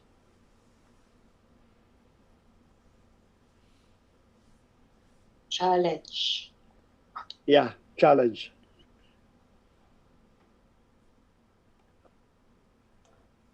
Challenge is... Ito po ang challenge, no? How, Facing formidable unseen spiritual force. Because pinag-uusapan na natin ito yung mga unseen, mga spiritual forces and societal pressure that demands compromise. Iharapin po natin po ito. Huwag po natin takbuhan. Hindi sinabi po sa Biblia na takbuhan po natin ang pinakaano. Ay bakit naman po, Pastor, si Joseph, tinakbuhan niya yung tukso? Tukso po yon. No, ang sabi po doon sa James ba 'yon? Ano sabi doon? yourself to God. Ano sumunod? The devil. Resist the devil and he will Resist flee the from you. devil. Yeah. Hindi sinabing submit to God, then turn around and you run. Ang sabi doon, submit yourself to God. Sabi doon, ang Amen. sunod, Resist the devil. resist the devil. When you talk about the word resist, it means that go forward. Ang pinakano po doon. The So, eagle. maaaring one time nakatakbo ka sa tukso, but how many times that you will run in order to avoid that sin o yung mga spiritual battle po natin. Diba? Kung takbo ka ng takbo, you will run forever in your life. So in order for the spiritual war ay mawala sa buhay po niyo, you have to face that. Kailangan nating harapin po yung mga ganito klase pong pagsubok. Okay po? Okay. Sumunod po, actual. Noong una po is doing the word. Ngayon naman po, actualize. Put into practice Bible truth learns. Meaning, to actualize means to bring into action those insight gained through Bible study. This part of application, it is possible to understand the truth and see how it applies to your life without actually putting it into daily practice. Ayan naman liwanag po dyan. Nakita mong katotohanan at na-i-apply mo, pero kinakailangan daily practice po ang gagawin po natin. To actualize Bible knowledge, follow these steps. Number 1 po, meditate upon the teaching and what God would have you do. Pray for guidance in faith. I-meditate po natin yung pong truth, yung katotohanan, yung teaching na nakuha po natin. Pag sinabi natin meditate, ito yung chinuchulo, ito yung parang ninunguya. Hindi ka naman kumakain when you try to eat something, especially solid food, especially steak, na hindi ninunguya, nilulunok mo kaagad. Hindi naman po tama. You have to chew it, no? Damdamin mo. Opo. Mahal-mahal na pagkakabili ni Pastor sa Wagi, tapos lulunukin mo pala, hindi mo pala lalasahan. Dapat lasahan po natin yung word of God. Meditate po natin.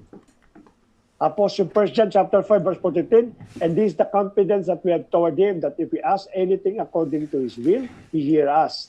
No? And if we know that He hear us in whatever we ask, we know that we have the request that we have asked of Him. Kinakala, i-meditate po natin po yun. Yan ang kinakailangan po. Next po is that after meditate and teaching, make a deliberate commitment. Pag sinabi natin deliberate commitment, hindi lang po yan gagawin po today, or tomorrow, or during every Friday. So marami kasi tayo mga character that we come out, that we live every Friday lang. Pagdating ng Friday, you are really concerned about your brethren, you are really love your brethren, that you smile with the brethren. Pagkatapos po ng Friday, kalit-kalit na po, wala na po. So making a commitment, deliberate commitment that you practice these things throughout your Christian life. Kinakailangan po yan. Number 3, express the commitment in action. Become involved. Hindi lang po natin dapat na kinukommit, kundi ini-express po natin sa atin pong action.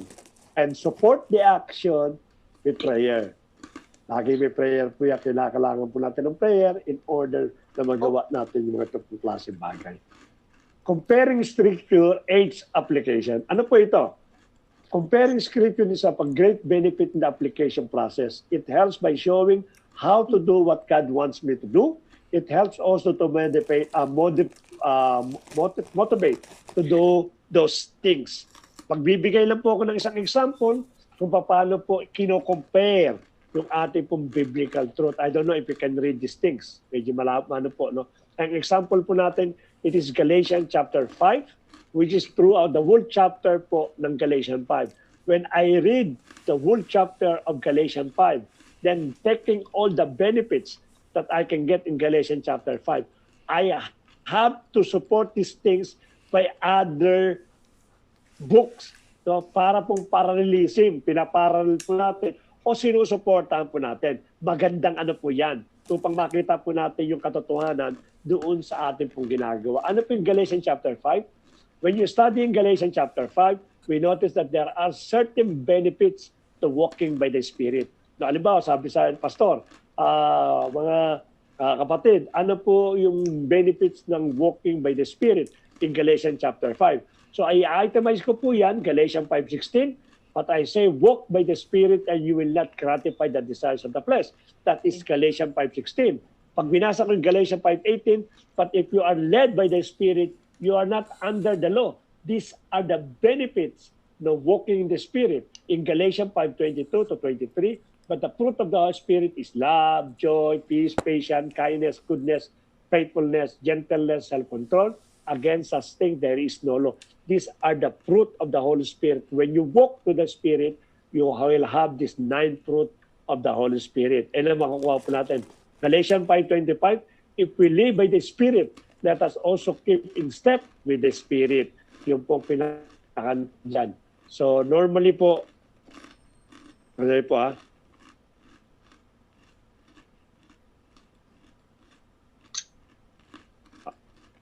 okay.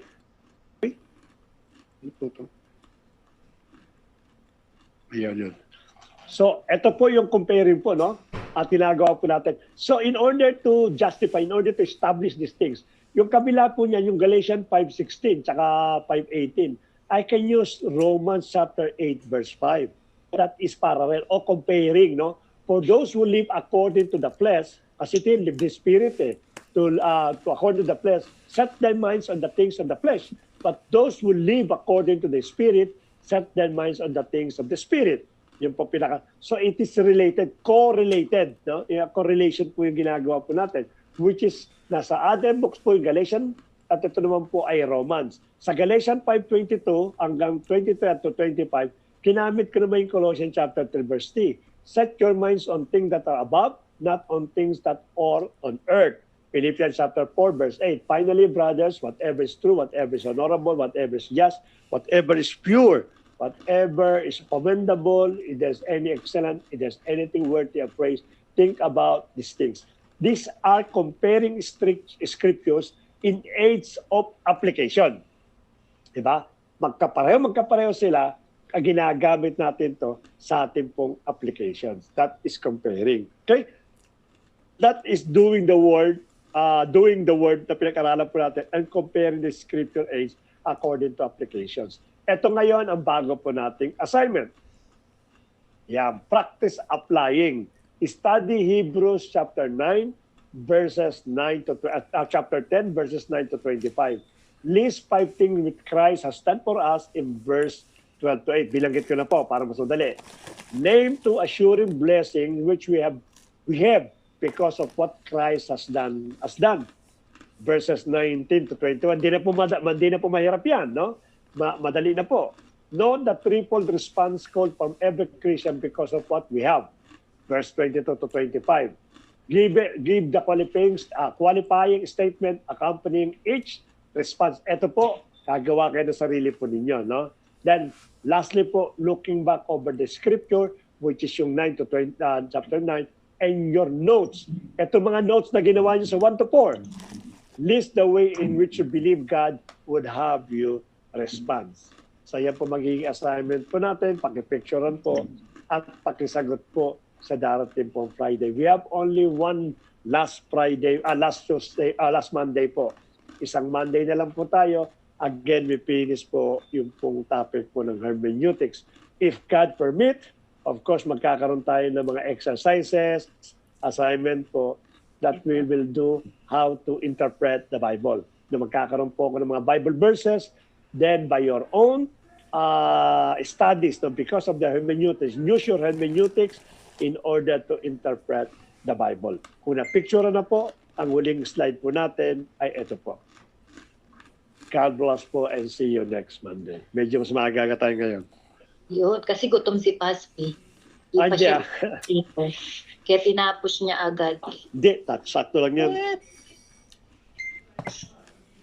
Sarap pa naman ang pagkain namin. May burger, may goto, may itlog na nilaga. May maraming ba.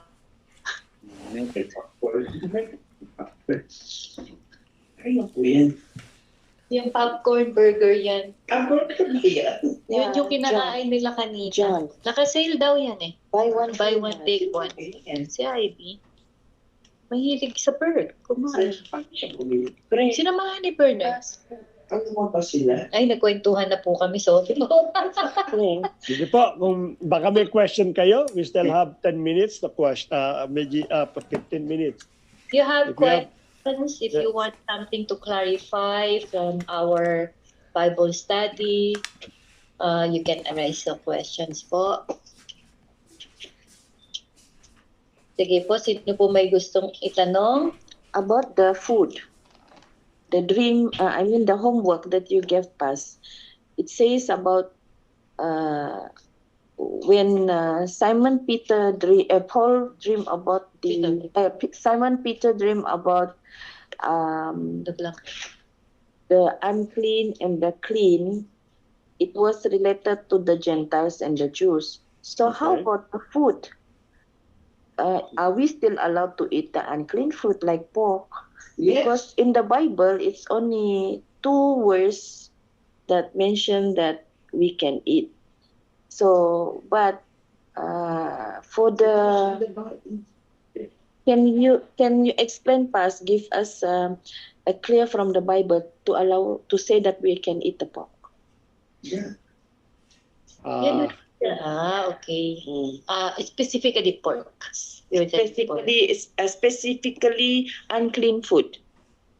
Okay, in Galatians chapter 10, during the time of Cornelius, so Peter has a vision, or he Yeah. has a trance. But it is related to Yeah. Gentiles and the Jews. No, but this is pertaining the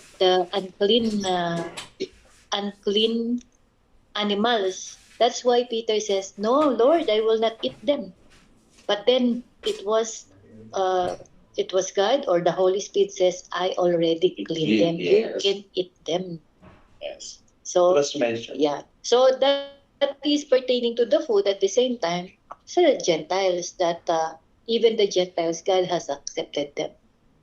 And also another verse, saan yun, yung sabi Peter, eat anything with, just give thanks and you can eat everything. I will look for it. In Mark. Yeah, Mark. no, it's Paul. It's Paul na, not Mark. I think in Mark also there is one verse mentioning about the clean and unclean. Yes. Mark 9, is it? 10:15. Romans. 10:15. Ano yan? Acts 10:15. Do not call anything impure that God has made Already clean. clean. Ano yan? 10:15. That is in Cornelius. Yeah. 10:15. And that one I read it already.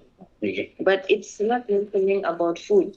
I want something mentioned about food. But he said the forfeit animal. Also in Romans 14:2, when they discuss one person's faith allows them to eat anything, and but another whose faith is weak, it's only vegetable and so on and so forth.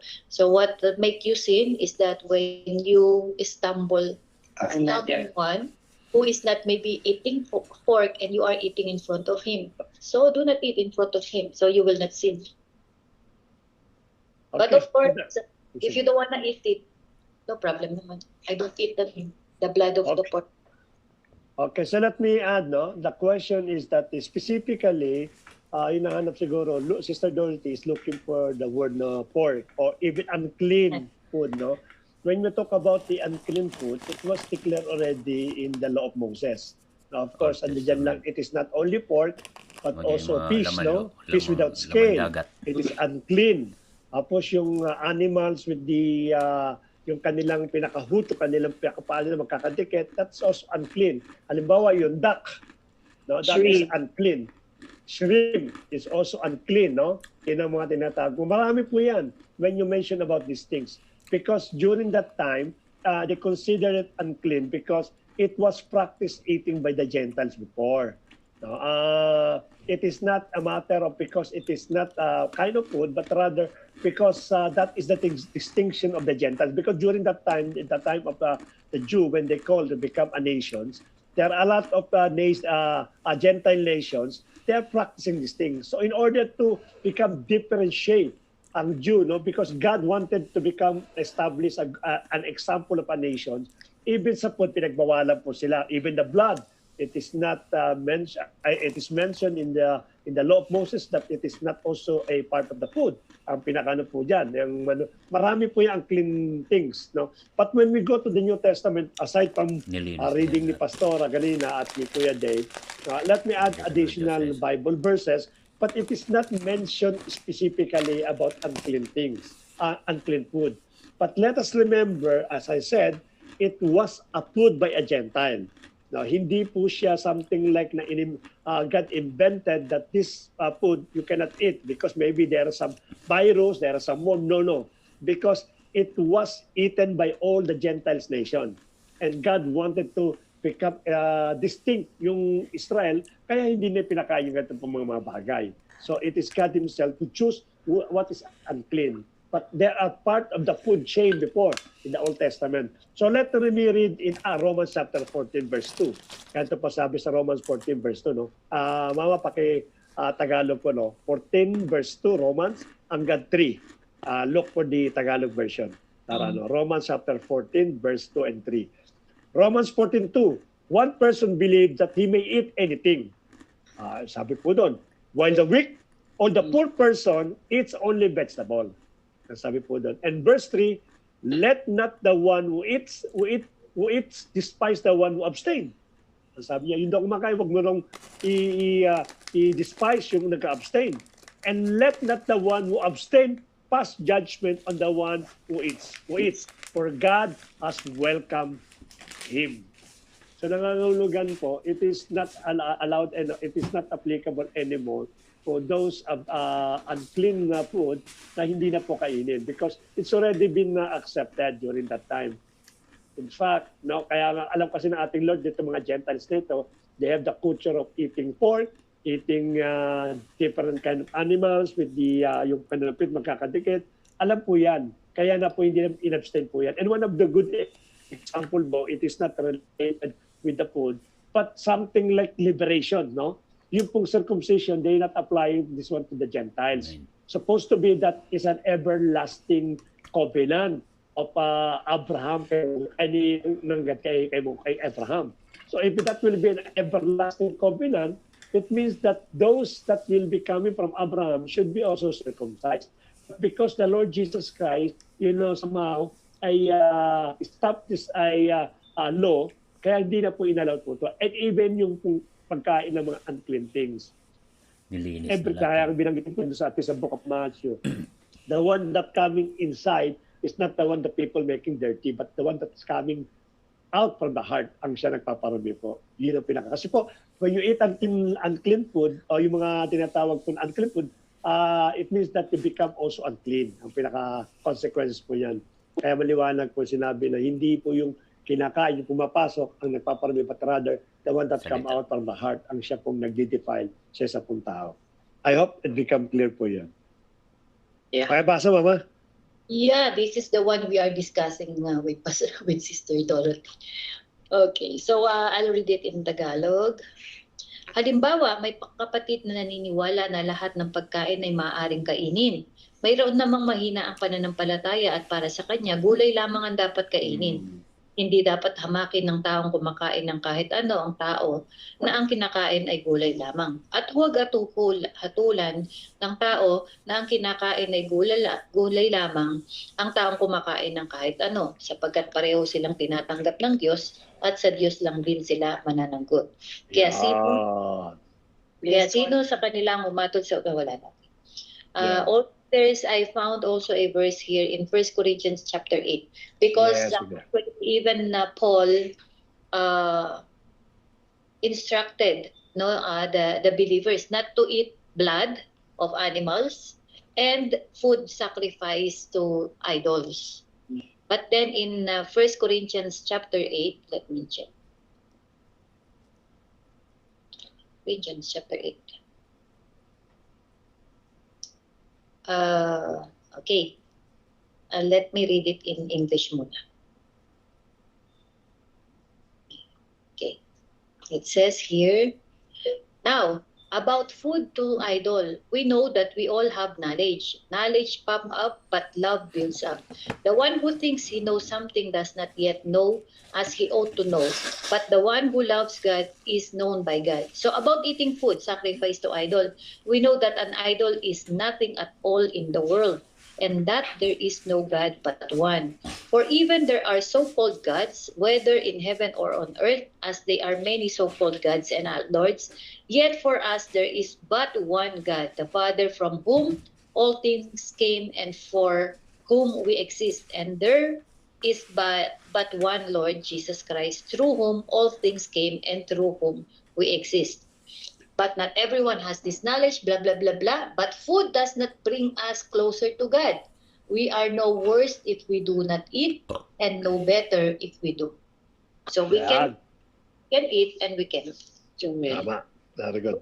Mel, are you raising your hands? Or okay, Yes po. po, Pas. May tanong po ako regarding po sa food din po. Ito po, Pas. Dinig po ako. Apo. So, Pas, tanong ko lang po, Pas. So, when the law was giving during the time at the Leviticus, when you say unclean, how do we define it po, Pas? Was it biologically harmful or spiritually harmful po?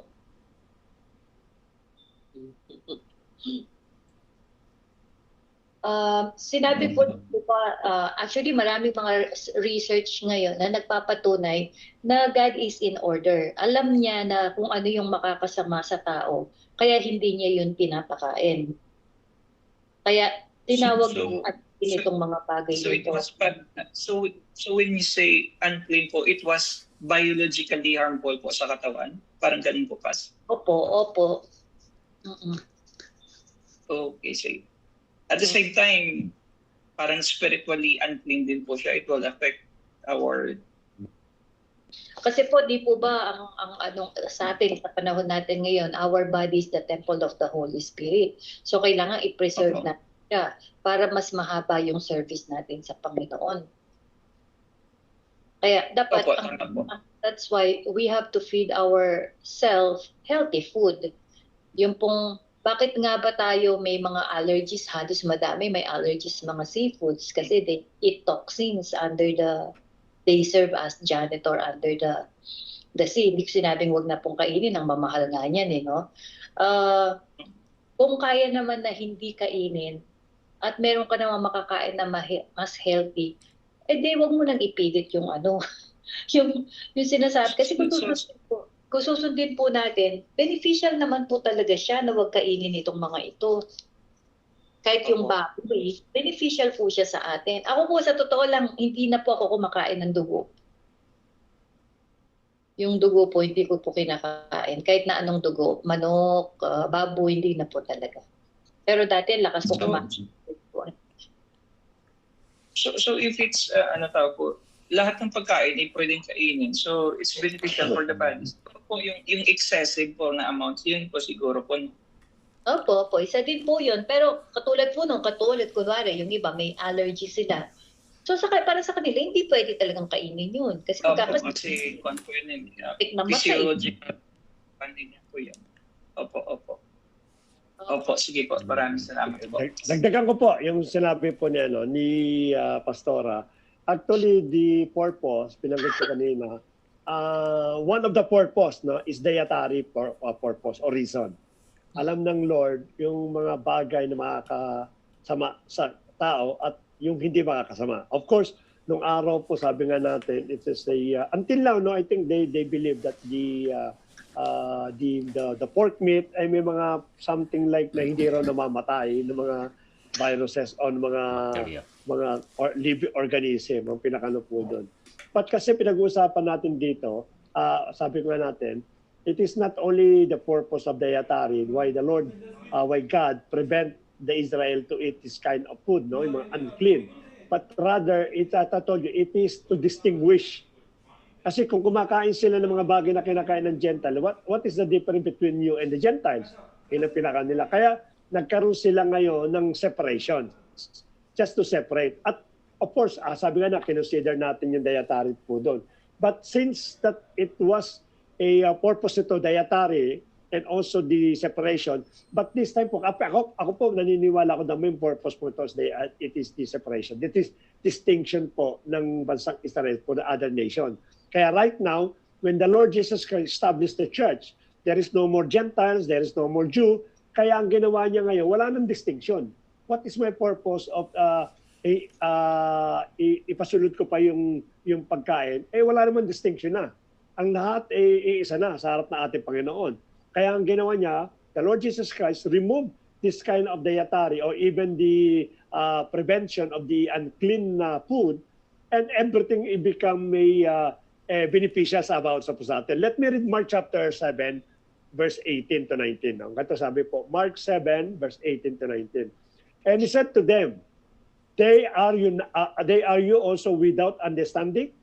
Do you not see that whatever goes into a person from outside cannot defile him? Hindi na siya mapapasama, no? At sa 19, since it enters not his heart but his stomach, and it expelled, nawawala din daw. Thus he declared all foods clean. Ang sabi po doon, pakibasa po sa Tagalog, Mama. Mark 7, 18 to 19. Mark 7, 18 to 19.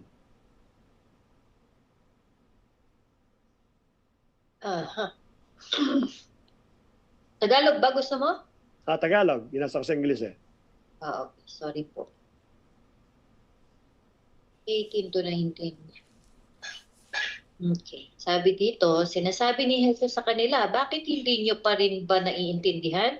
Hindi nyo ba alam na anumang kainin ng tao ay hindi nakakapagparumi sa kanya? Sapagkat anuman ang kainin niya ay hindi naman sa puso pumupunta, kundi sa kanyang tiyan, at idinudumi rin niya iyon. Ayan. Wala yung iba, kulang no.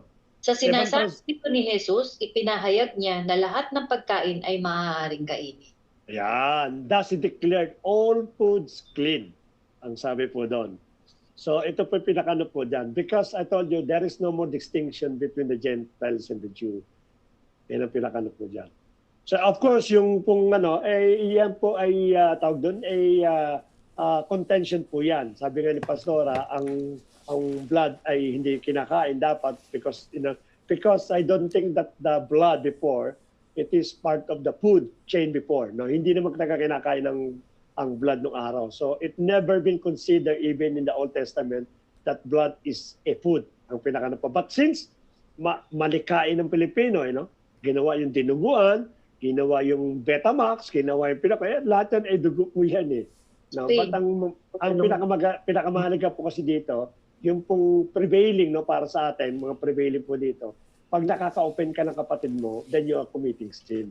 Ayan po, nasa Corinthians chapter 8, verse 13. Kaya kung nakain ko ay nagiging dahilan ng pagkakasala ng aking kapatid, lang ako kakain nito kailanman para hindi magkasala ang aking kapatid. Yan. Yan po pinaka-prevailing po dyan. Yeah. So yun po, dalawa lang ang pagkain na pag-usapan na hindi pwedeng kainin sa bagong tipan at wala pong nabanggit na baboy dyan sa bagong tipan. Ang binanggit na hindi dapat kainin ay yung dugo at yung mga pagkain hinain sa Diyos-Diyosan. Sa Diyos-Diyosan. Pero po, inulit niya naman din ulit, no? Kahit dahil ang sabi, kapag po in-offer mo yan sa Diyos-Diyosan, ayon po sa 1 Corinthians chapter 8:10, you are offering to, because idols are demons. So you are offering food to demon. So if it's offered to demon at kinain mo, ay nagkakasala ka daw. But then, sabi naman din, kinontra din niya na kahit pa yan ay in-offer sa mga idol, pwede mong kainin basta't ipinagpasalamat mo. Ipinagpasalamat mo, ipinagpray mo, ipinagpasalamat mo. Pero sa akin, alam ko na nga eh. Hindi ko na rin talaga kakain. Kung hindi ko alam, okay lang. Pero kung alam ko po, hindi ko po kakainin. Hindi ko naman ikamamatay ang hindi kumain ng isang araw. So, yun po. So, you can eat pork. Okay, do not eat pork na. I will cook tomorrow pork. Correct. Kawa naman ako. Kawawa ka.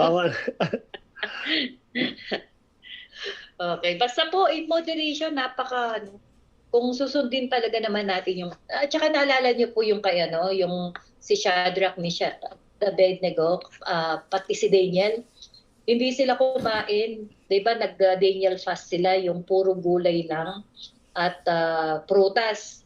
Kasi yung mga meat, when they slaughter it, they offer it to Baal. Baal. Baal. no, yung kanilang god, yung idol nila.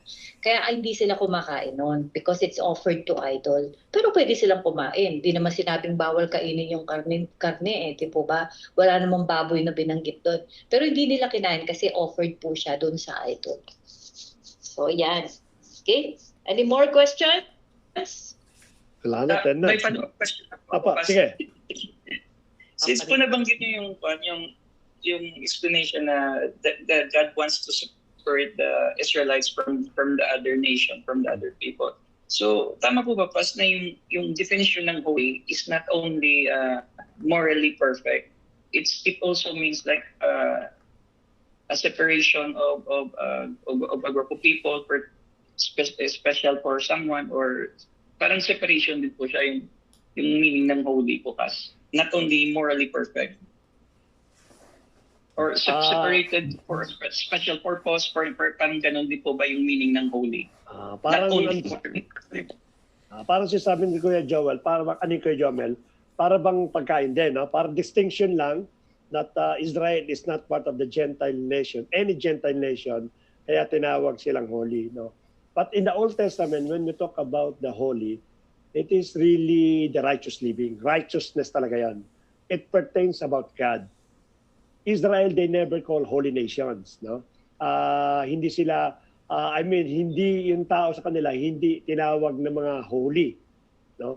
They are become separated, they become special, but definitely yung the word na holy na binabanggit dito, it pertains about the character of God. Kasi kung magkakaroon tayo ng ibang definition ng holy during that time, no? If assuming that it is only to distinct, to separate, to tag, or to identify lang ang isang bansa by putting the name of holy, magkakaroon tayo ng problema po dito. Kasi pagdating po sa New Testament, definitely consistent po yan.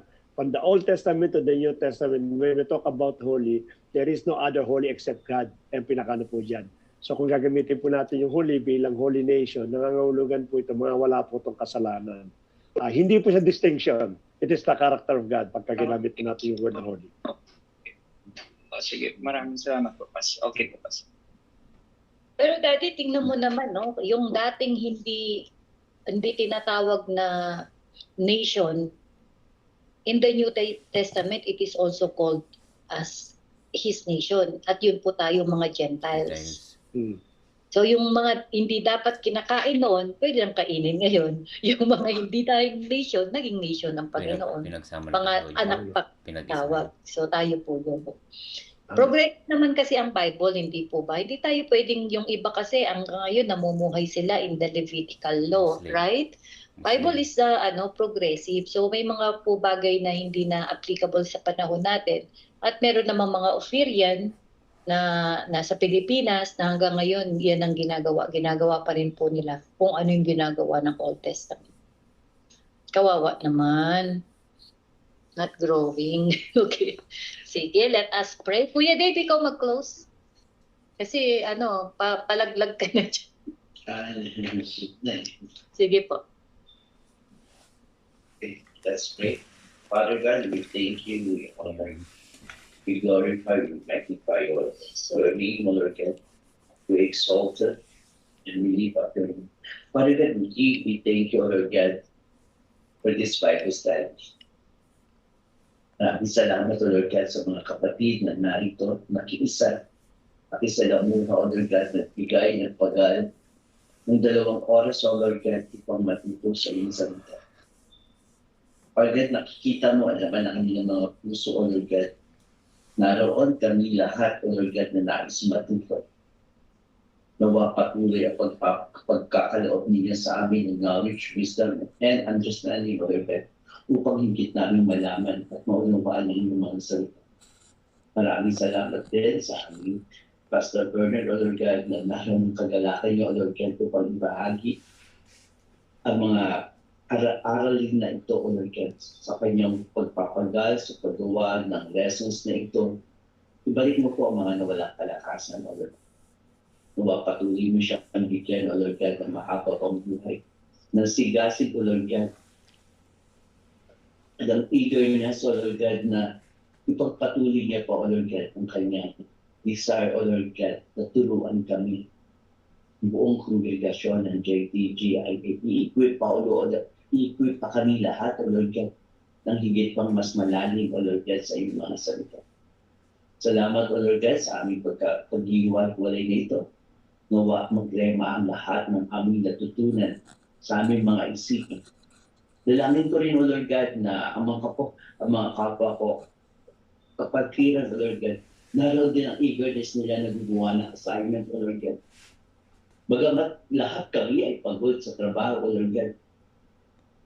Ngunit, bigyan mo sila, O Lord God, ng wisdom, O Lord God, na gawin pa rin, O Lord God, na naroon pa rin ang kanilang pag-aaral. No, huwag mo alisin sa kanila, O Lord God, na sa walang bahala lang, O Lord God, ng mga assignment. Dahil ito ang pagbabasa namin ng iyong salita, ang paggawa namin ng assignment, O Lord God. Kami mismo ang natututo. Tinuturuan mo kami, ginagabayan kami ng banal na spirito upang higit pang mas lalo gumawak sa iyong mga salita. Mas lalo pang gumaling, O Lord God. Salamat, O Lord God, sa mga leaders namin na nag-explain, O Lord God, nagbibigay pa ng karagdagang karunungan, O Lord God. Nawa ang lahat ng ito, O Lord God, ang madala namin, O Lord God, sa aming buhay at itinabay namin ito sa pang-araw-araw. Namin po dyan lahat, O Lord God, kasama. Muli, O Lord God, sa pagtulog namin, patuloy kami sa mga ng banal na spirito, O Lord God, proteksyonan ang bawat isa. Bigyan kalakasan, O Lord God, sa aming pagpapahinga. Upang ang pagdating ng bukas, O Lord God, naroon muli ang aming kalakasan. Upang gawin, O Lord God, ang aming mga trabaho. At naroon, O Lord God, na patuloy kami lumakad at patuloy kami lumalim sa iyo. O Lord, muli, O Lord God, kakatiwala namin ang aming buhay sa iyo. Nawa, O Lord God, ikaw ang siyang patuloy na gumamit sa amin, O Lord God.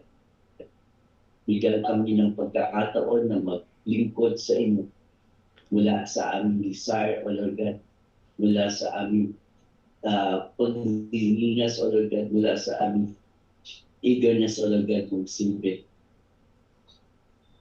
Narito kami upang magpagamit. Sabi mo nga, O Lord God, the harvest is plentiful, but the workers are few. Narito kami lahat, O Lord God, kasama ang lahat ng mga nasa online, O Lord God. Pagpalain mo ang bawat isa. Kit lalo pagpalain mo rin po ang bawat gawa ng kanilang mga kamay. Muli, O Lord God, sa pagtatapos ng aming lesson na ito, sa isang Friday pa upang matapos ang lesson ng hermeneutics, O Lord God. Nawa ang lahat ng mga nakikinig, ang lahat ng mga nakikiisa, O Lord God. Pagpalain mo sila. At ang karunungan ito, bibit-bitin namin habang buhay. Muli, ibinabalik namin sa iyo, O Lord God, ang pinakamataas na papuri at samba, ang dakila, pagluwalhati at pakikiisa at pasasalamat sa inyo. Sa dakilang pangalan ng Iyon, mas pakikisa ng banal na Espiritu. Amen. Amen. Amen. Amen. Apo. Yata. Open cam daw po at para mag-picture taking tayo. Yan. May gandang gabi po sa lahat. We take picture. Kuya Man. Magandang gabi lahat.